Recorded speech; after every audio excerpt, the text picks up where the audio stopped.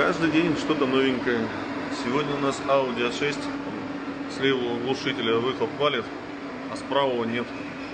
Выяснилось, что полный глушитель воды, именно конденсата. Стоим, отогреваем.